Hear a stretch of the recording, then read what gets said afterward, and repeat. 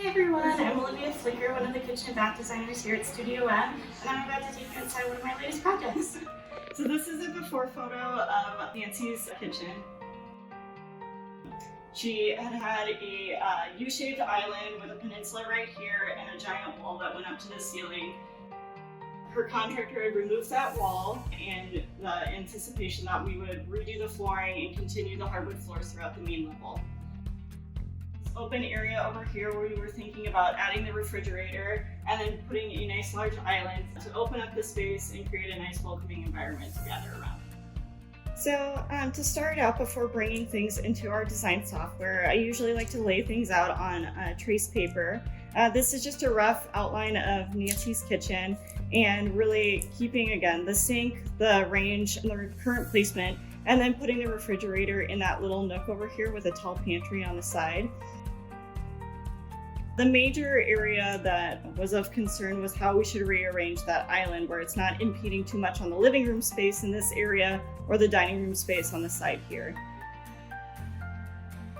Situating the island this way, it presented a nice open concept. However, it did start to impede on the dining room area that would be over here and get a little bit too close to that sliding glass door, so the flow of traffic wasn't the best choice.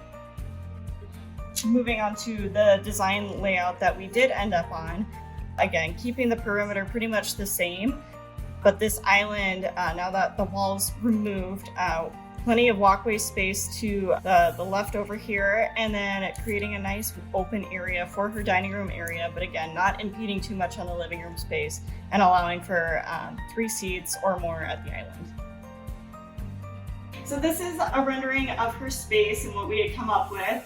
Some of the design issues that we had to address were this soffit running above the sink and then an ever so slightly sloped ceiling running above her refrigerator in a range. So the homeowner didn't want anything too flashy, so we decided to go with a simple shaker door.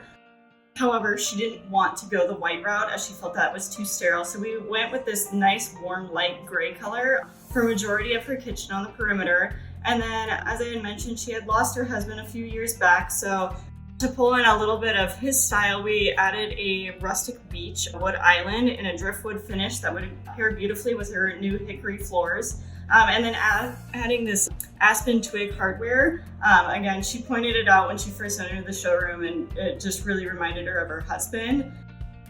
So it's really awesome to see this space come together and creating a design that's going to not only be an updated look, honor the memory of her husband, and create a timeless look for years to come.